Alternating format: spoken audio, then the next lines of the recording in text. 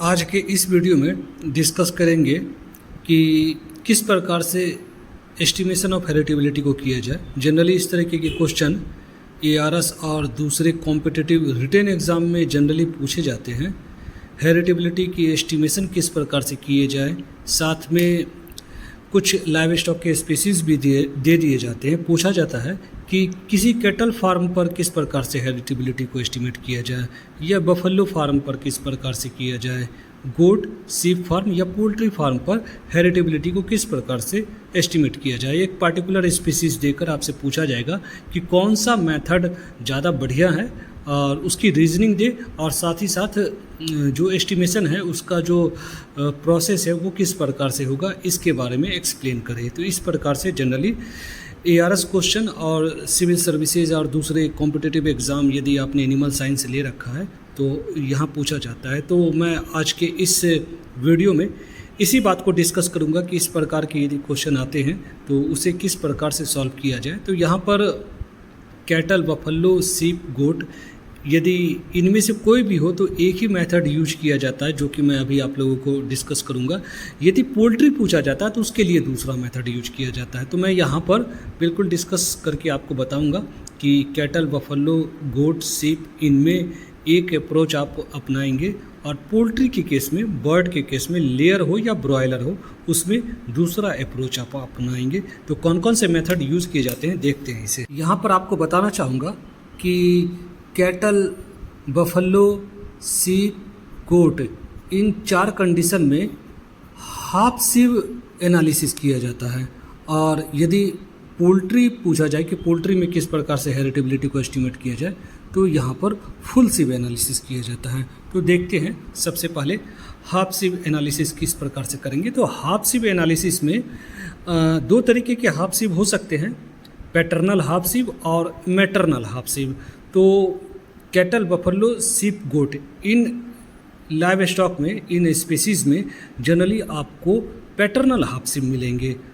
Half सिव और full सिव के बीच में डिफरेंस आप लोगों को मालूम होगा। हाफ सिव कहने का मतलब है कि कोई भी एक पेरेंट कॉमन होगा, या तो सायर या डैम कॉमन होगा। पैटर्नल हाफ सिव का मतलब है कि फादर कॉमन होगा, सायर कॉमन होगा, और मैटरनल हाफ सिव का मतलब है कि मदर कॉमन होगी। और फुल सिव में दोनों कॉमन होंगे, फादर मदर, जैसे कि ह्यूमन बीइंग में जनरली फुल सिव होते हैं और लाइव स्टॉक में जनरली हाफ सिव होते हैं। तो जब हम बात करेंगे कि कैटल, बफेलो, सीप, गोट में आखिर हेरिटेबिलिटी एस्टिमेशन के लिए कौन सा अप्रोच लिया जाएगा, तो वहाँ पर पैटर्नल हाफ सिव को यूटिलाइज किया जाता है, क्योंकि इन स्पीसीज़ में पैटर्नल हाफ सिव ज़्यादा मिलते हैं। सीमेन यूटिलाइज किया जाता है, एआई जनरली यूज किया जाता है, या फिर एआई नेचुरल भी यदि सर्विस दिया जाता है तो बुल की संख्या या मेल जर्म प्लाज्म की संख्या काफ़ी कम होता है। तो इस वजह से पैटर्नल हाफ सिव आपको फार्म के अंदर ज़्यादा मिलता है। इस वजह से यह यूज किया जाता है कैटल, बफेलो, सीप, गोट के केस में। तो सबसे पहले तो ये हमें समझना है कि कैटल, बफेलो, सीप, गोट यदि पूछा जाए तो आप हाफ सिव में भी पैटर्नल हाफ सिव को यूज करेंगे, मैटरनल हाफ सिव को नहीं यूज करेंगे। और यदि पोल्ट्री में पूछा जाता है कि पोल्ट्री में किस प्रकार से हेरिटेबिलिटी को एस्टिमेट करना है तो वहाँ पर फुल सिव अप्रोच लेना है, वो मैं आपको बाद में डिस्कस करूँगा। अब हम बात करेंगे कि आखिर किस प्रकार से हेरिटेबिलिटी को एस्टिमेट किया जाएगा। तो हेरिटेबिलिटी को एस्टिमेट करने के लिए यहाँ पर एनालिसिस ऑफ वेरिएंस को यूज़ किया जाता है। टोटल फिनोटाइपिक वेरिएंस को पार्टीशन किया जाता है और दो भाग में पार्टीशन किया जाता है। Variation between the progeny of different सायर्स, और दूसरा पार्ट है variation with in the progeny of सायर्स। तो एनालिसिस ऑफ वेरिएंस बायोस्टैट में यदि आप लोगों के साथ डिस्कस किया गया होगा तो वहाँ पर पार्टीशन किए जाते हैं सोर्स ऑफ वेरिएशन को। तो दो पार्ट में आप यहाँ पर डिवाइड करेंगे, variation between the progeny of different sire. इसका मतलब होता है कि यदि आपके फार्म पर कई सारे सायर यूज किए जा रहे हैं तो उन डिफरेंट सायर से जो प्रोजेनीज आ रहे हैं, डिफरेंट सायर के प्रोजेनी के बीच में कंपैरिजन करके एक वेरिएंस निकाला जाता है, उसे कहा जाता है बिटवीन सायर या बिटवीन फैमिली वेरिएशन। ठीक है। और साथ ही साथ किसी एक पार्टिकुलर सायर से जो प्रोजेनीज आए हैं, मान लें कि एक सायर से 8-10 प्रोजेनी आए होंगे, उनके बीच में कंपैरिजन करने के बाद भी एक वेरिएंस निकाला जाता है जिसे विद इन सायर या विद इन फैमिली वेरिएशन कहा जाता है। तो इसे कैलकुलेट किया जाएगा। इसे कैलकुलेट करने के लिए एनालिसिस ऑफ वेरिएंस को एनोवा टेबल को यूज किया जाता है। इन सारी चीज़ों को यहाँ पर बहुत ज़्यादा डिस्कस किए जाने की आवश्यकता नहीं है, क्योंकि इतना ज़्यादा एलोबरेशन में क्वेश्चन नहीं पूछा जाता है। आपको सिंपली यहाँ पर इसके बाद आप यह डिस्कस कर सकते हैं कि within sire component of variance जो है वो सिग्मा स्क्वायर डब्ल्यू से डिनोट किया जाता है, between sire component of variance sigma square S से। और ये जो सिग्मा स्क्वायर डब्ल्यू है ये value mean sum of square है, और ये यहाँ से आपको कैलकुलेट हो रहा है इस जगह से, जो कि एनोवा में डिस्कस किया जाता है। और जो between sire component of variance है जिसका formula mean sum of square due to sire और within mean sum of square divided by K जो है वो है नंबर ऑफ प्रोजेनी पर सायर। एक सायर से कितने प्रोजेनी एवरेज प्रोड्यूस हो रहे हैं वो के का वैल्यू दिया जाता है। और इस प्रकार से इन सारे वैल्यूज़ को यूज करते हुए ये वैल्यूज़ जो दूसरे वैल्यू हैं mean sum of square S mean sum of square within, वो दोनों वैल्यू आप यहाँ से आप यूज कर सकते हैं, जो कि एनालिसिस ऑफ वेरिएंस के दौरान ये वैल्यू कैलकुलेट किए जाते हैं। अब ये कैलकुलेट किस प्रकार से किए जाते हैं ये बायोस्टैट की चीज़ें हैं और यहाँ पर इतना ज़्यादा एलिबोरेशन की आवश्यकता नहीं है। इसके बाद हेरिटेबिलिटी के एस्टिमेशन के लिए आप इंट्रा क्लास कोरिलेशन, जिसे टी से डिनोट किया जाता है, वो कैलकुलेट करेंगे। इंट्रा क्लास कोरिलेशन भी बहुत इंपॉर्टेंट टर्म है। जनरली ये फार्मूला कई बार पूछा जाता है। इंट्रा क्लास कोरिलेशन आपको वाइवा में पूछा जा सकता है कि इंट्रा क्लास कोरिलेशन किस प्रकार से निकालते हैं, इसका क्या यूज़ है और इसका फार्मूला क्या है। तो इसकी जो फार्मूला है इंट्रा क्लास कोरिलेशन का वो है sigma square S divided by sigma square S plus sigma square W. अब ये सिग्मा स्क्वायर एस और सिग्मा स्क्वायर डब्ल्यू क्या है वो ऑलरेडी मैंने पहले डिस्कस कर रखा है। ये सिग्मा स्क्वायर डब्ल्यू जो है वो within sire component of variance है और सिग्मा स्क्वायर एस जो है वो between sire component of variance है। इन दोनों को यूज करते हुए आपने निकाला इंट्रा क्लास कोरिलेशन, जिसे कि टी से डिनोट करते हैं, और हेरिटेबिलिटी का एस्टिमेशन जो है वो होगा 4T से, यानी 4 इंटू इंट्रा क्लास कोरिलेशन। जब इसे आप करेंगे तो हेरिटेबिलिटी का वैल्यू आपको मिल जाएगा। तो इस प्रकार से आपको दिखाना है कि हेरिटेबिलिटी को किस प्रकार से कैलकुलेट करना है। यदि बहुत ज़्यादा है तो आप थोड़ा सा और ज़्यादा एक्सप्लेन करना चाहते हैं तो ज़्यादा से ज़्यादा इस टेबल को आप बना सकते हैं कि एनालिसिस एनोवा टेबल की मदद से हम इस प्रकार से हेरिटेबिलिटी के लिए हम मीन सम ऑफ स्क्वायर को कैलकुलेट करेंगे और हेरिटेबिलिटी को एस्टिमेट करेंगे।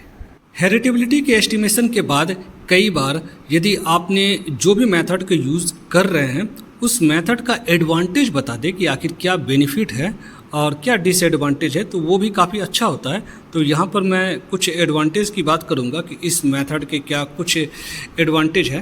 तो आप देखेंगे कि एडवांटेज में जो सबसे पहला एडवांटेज है कि इस मेथड से जो हम हेरिटेबिलिटी एस्टिमेट करते हैं वो नैरो सेंस हेरिटेबिलिटी एस्टिमेट करते हैं और अनबायस्ड एस्टिमेट होता है, यानी काफ़ी करेक्ट वैल्यू हमें मिलता है इस मेथड से, और साथ ही साथ नैरो सेंस हेरिटेबिलिटी मिलता है।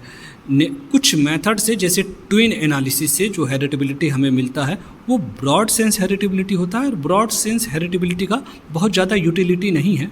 नैरो सेंस हेरिटेबिलिटी हमारे लिए ज़्यादा इंपॉर्टेंट होता है। इस वजह से इस मेथड से नैरो सेंस हेरिटेबिलिटी मिलता है और वो भी अनबायस्ड एस्टिमेट मिलता है। तो ये इसका पहला बेनिफिट है।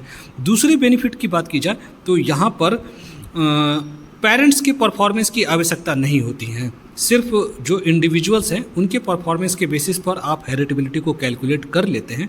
तो आपके लिए जो इन्फॉर्मेशंस है, डाटा है, वो बहुत ज़्यादा गैदर करने की आवश्यकता नहीं है। कई बार फार्म पर बहुत पुराना डाटा हमारे पास अवेलेबल नहीं होता है, तो यदि पेरेंट का डाटा ना हो तो हम वो यदि डाटा अवेलेबल ना हो और वैसा मेथड यूज कर ले जिसमें कि पेरेंट्स के इंफॉर्मेशन ज़रूरी हो, तो हमारे लिए वो मेथड को यूज़ करना मुश्किल हो जाता है। यहाँ पर पेरेंट के इंफॉर्मेशन चाहिए ही नहीं, तो यदि आपने अपने फार्म पर नहीं रखा है उस प्रकार के इंफॉर्मेशन पुराने डाटा, तो भी आप हेरिटेबिलिटी को एस्टिमेट कर पाएंगे। तो ये इसका एक दूसरा काफ़ी इम्पॉर्टेंट बेनिफिट है।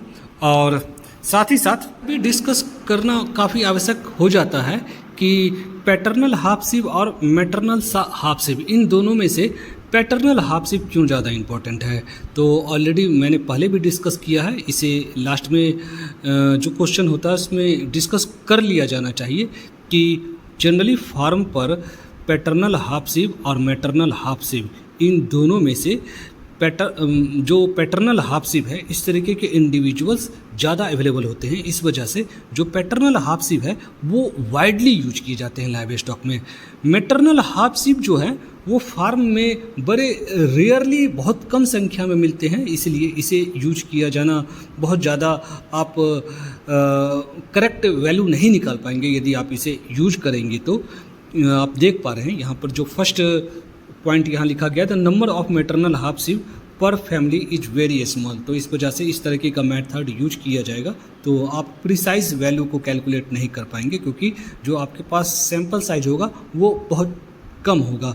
और साथ ही साथ जब आप मैटरनल हाफ सिब को यूज करेंगे तो वहाँ पर मैटरनल इफेक्ट आपके प्ले में आ जाएगा, एक्शन में आ जाएगा। मैटरनल इफेक्ट की वजह से जो हेरिटेबिलिटी का एस्टिमेशन होता है वो बायस्ड हो जाता है।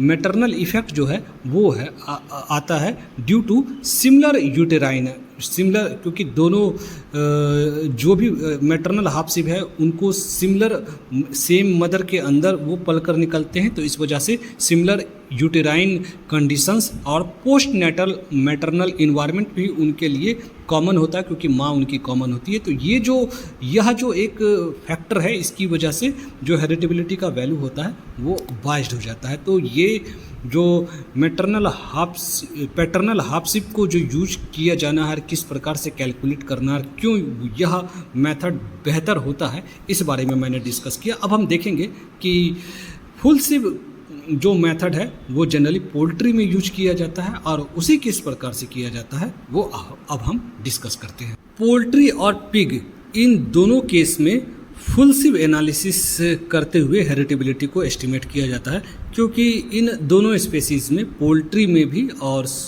पिग या स्वाइन के केस में भी, दोनों में फुल सिब अवेलेबल होते हैं। और फुल सिब क्यों पोल्ट्री में अवेलेबल होते हैं, क्योंकि पोल्ट्री के केस में बर्ड को एक बार एआई करने के बाद, उनको एक बार आप जब आर्टिफिशियल इंसेमिनेशन करते हैं या फिर मेटिंग करवाते हैं नेचुरल, तो भी लगभग 1 महीने तक सेम सीमेन से सारे जो भी अंडे आते हैं वो सेम फादर के होते हैं, सेम सीमेन से वो फर्टिलाइज होकर निकलते हैं। तो इस वजह से जो आपने एक बार एआई किया है तो सेम फादर होगा, तो लगभग आप जो लगभग 25-30 जो चिक आएंगे उसकी मदर और फादर दोनों कॉमन होगा। तो ये एक बहुत बड़ा नंबर होता है जिसके बाद आप बड़े इजीली फुल सिब एनालिसिस कर सकते हैं। तो इस वजह से पोल्ट्री के केस में फुल सिब एनालिसिस किया जाता है। साथ ही साथ जो पिग के कंडीशन में भी आप देखेंगे, यदि आपने जो मादा पिग है, जो सॉ है, उसे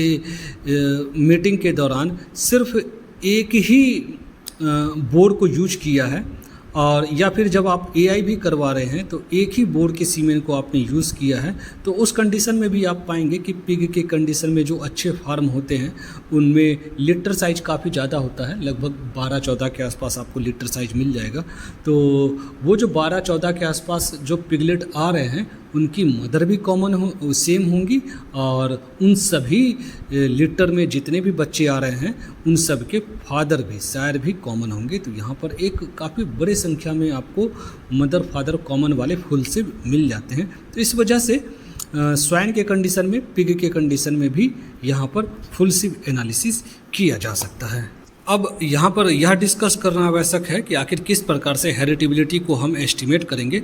तो हेरिटेबिलिटी के एस्टिमेशन के लिए बिल्कुल उसी प्रकार से जैसे कि पैटर्नल हाफ सिव एनालिसिस के दौरान एनालिसिस ऑफ वेरिएंस हमने यूज़ किया था और वहाँ पर हमने जो सोर्स ऑफ वेरिएशन था उसकी पार्टीशनिंग की थी। तो सिमिलरली यहाँ पर भी एनालिसिस ऑफ वेरिएंस को यूटिलाइज किया जाएगा और सायर कंपोनेंट ऑफ वेरिएंस को कैलकुलेट किया जाएगा, डैम कंपोनेंट ऑफ वेरिएंस को कैलकुलेट किया जाएगा और साथ ही साथ एरर कंपोनेंट ऑफ वेरिएंस को कैलकुलेट किया जाएगा। सायर कंपोनेंट ऑफ वेरिएंस को सिग्मा स्क्वायर एस से डिनोट किया जाता है, डैम कंपोनेंट ऑफ वेरिएंस को सिग्मा स्क्वायर डी से डिनोट किया जाता है और एरर कंपोनेंट ऑफ वेरिएंस को सिग्मा स्क्वायर डब्ल्यू से डिनोट किया जाता है। अब ये होता क्या है, ये चीज़ें भी यहाँ पर एक्सप्लेन की गई है जो कि आपको वहाँ पर लिख देना चाहिए कि आखिर यह किस प्रकार से कैलकुलेट किया गया। इससे पहले जो मैंने डिस्कस किया था वहाँ पर उन सारी चीज़ों को बताया था, यहाँ पर भी उसी प्रकार से ये सारी चीज़ें लिखे गए हैं। आप इन चीज़ों को वहाँ पर साथ में एक्सप्लेन कर दें कि आखिर इस प्रकार से, लेकिन कैलकुलेशन किस प्रकार से हो रहा है वो काफ़ी कॉम्प्लिकेटेड हो जाता है। यहाँ पर जाकर फुल सिव एनालिसिस के अंदर हाफ सिव से भी ये ज़्यादा कॉम्प्लिकेटेड हो जाता है, इनोवा टेबल भी काफ़ी ज़्यादा कॉम्प्लिकेटेड हो जाता है। तो उन सारी चीज़ों को लिखने की आवश्यकता नहीं है, बस ये जो sire component of variance sigma square S से डिनोट करते हैं और उसका एक काफ़ी छोटा सा ब्रीफ में उसे आप साथ ही लिख दें कि आखिर किस प्रकार से ये कैलकुलेट किया जाता है। अब इसके बाद हेरिटेबिलिटी हम किस प्रकार से कैलकुलेट करेंगे, फार्मूला क्या होगा हेरिटेबिलिटी का। तो हेरिटेबिलिटी फ्रॉम सायर कंपोनेंट, यदि सायर कंपोनेंट से आपको हेरिटेबिलिटी कैलकुलेट करना है तो 4 sigma square S, sigma square क्या है, सिग्मा स्क्वायर एस है sire component of variance, 4 sigma square S divided by sigma square S plus sigma square D plus sigma square W, जो तीनों आपने वेरिएंस को कैलकुलेट किया है। ऊपर में सिग्मा स्क्वायर एस को लिखेंगे और नीचे टोटल वेरिएंस जो आपने कैलकुलेट किया है इसे आप डिवाइड करेंगे और यहाँ पर 4 भी लिखा जाएगा। तो इस प्रकार से आप सायर कंपोनेंट से कैलकुलेट करेंगे हेरिटेबिलिटी को। डैम कंपोनेंट से भी हेरिटेबिलिटी को कैलकुलेट किया जा सकता है। उसके लिए सिंपली आपको यह करना है कि सिग्मा स्क्वायर एस की जगह पर अब आप ऊपर सिग्मा स्क्वायर डी लिखेंगे, ठीक है। 4 sigma square D divided by sigma square S plus sigma square D plus sigma square W. तो इस प्रकार से आप हेरिटेबिलिटी डैम कंपोनेंट को यूज़ करते हुए कैलकुलेट करेंगे। यदि यह पूछा जाए कि दोनों को यूज़ करना है, सायर और डैम दोनों कंपोनेंट को यूज़ करते हुए हेरिटेबिलिटी को कैलकुलेट करना है, तो फिर फार्मूला कुछ इस प्रकार से होगा। यहाँ पर पहले 4 लिख रहे थे, अब ये 2 लिखेंगे। 2 sigma square S plus sigma square D divided by sigma square S plus sigma square D plus sigma square W. तो इस प्रकार से हेरिटेबिलिटी का कैलकुलेशन किया जाएगा। अब इस मेथड के क्या कुछ लिमिटेशंस है वो भी डिस्कस किया जाना आवश्यक है। पैटर्नल हाफ सिव तो ज़्यादा बेहतर मेथड था। यह मेथड आप पोल्ट्री में और स्वाइन में यूज़ करेंगे यदि वहाँ पर फुल सिव आपको मिल रहे हैं, क्योंकि इन कंडीशंस में आपको फुल सिव मिल जाते हैं तो यहाँ पर फुल सिव मेथड यूज़ करना ज़्यादा बेहतर है। लेकिन यहाँ पर क्या कुछ लिमिटेशंस है इस मेथड की, यह भी डिस्कस कर लेना चाहिए। पहले तो यह मेथड बहुत ज़्यादा कम्बरसम है, काफ़ी डिफ़िकल्ट है, कॉम्प्लेक्स मेथड है इसको यूज करना। साथ ही साथ आपको सिर्फ पोल्ट्री में और पिग में, इन 2 स्पीसीज़ में आपको फुल सिव मिलेंगे, अदरवाइज जो दूसरे स्पीसीज़ है उसमें आपको फुल सिव अवेलेबल नहीं होते हैं, तो वहाँ पर आप इसे यूज़ नहीं कर सकते हैं। उसके अलावा यहाँ पर जो हेरिटेबिलिटी जो कैलकुलेट किया जाता है वह ओवर एस्टिमेट करता है, यानी जो एग्जैक्टली जो रियली जो हेरिटेबिलिटी की वैल्यू होती है उससे इस मेथड के द्वारा जो एस्टिमेशन होता है वह ज़्यादा होता है। ओवर एस्टिमेट द हेरिटेबिलिटी, क्योंकि यहाँ पर डोमिनेंस और मैटरनल इफेक्ट दोनों काउंट करते हैं। मैटरनल इफेक्ट अभी मैंने पहले भी बताया था, क्योंकि जितने भी डिफरेंट लिटर में जो भी इंडिविजुअल होते हैं, जो भी पिगलेट होते हैं या फिर पोल्ट्री में जो बर्ड होती हैं, उनमें मैटरनल इफेक्ट काउंट करता है और उसकी वजह से सेम मैटरनल इफेक्ट की वजह से हेरिटेबिलिटी में बायसनेस आता है और हेरिटेबिलिटी ओवर एस्टिमेट हो जाता है। साथ ही साथ इस मेथड में जो स्टैंडर्ड एरर है वो भी ज़्यादा होता है, लार्जर होता है। तो ये कुछ एक लिमिटेशंस है इस मेथड की। तो हमने यहाँ पर डिस्कस किया दोनों मेथड को, और इस प्रकार से हमने इस क्वेश्चन को सॉल्व करने का कोशिश किया कि यदि ARS में या किसी दूसरे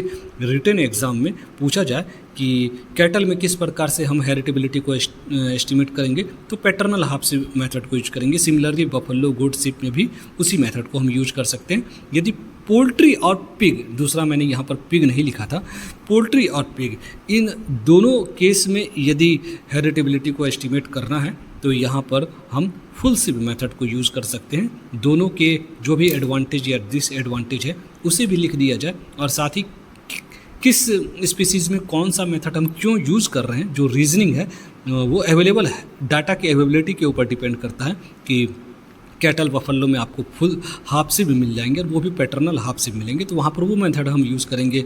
पोल्ट्री और पिग के कंडीशन में आपको फुल सिप मिलेंगे फैमिलीज़ के अंदर, तो वहाँ पर हम फुल सिप को यूटिलाइज करेंगे। इन सारी चीज़ों को डिस्कस करते यदि हम क्वेश्चन को अटैम्प्ट करें तो ये काफ़ी अच्छे तरीके से हम इस क्वेश्चन को अटैम्प्ट कर सकते हैं। ARS प्रिपरेशन के लिए आप मेरे चैनल पर प्लेलिस्ट पढ़ा सकते हैं। प्लेलिस्ट मैंने बना दी है और कई सारे प्लेलिस्ट है जो आपके लिए हेल्पफुल होगा।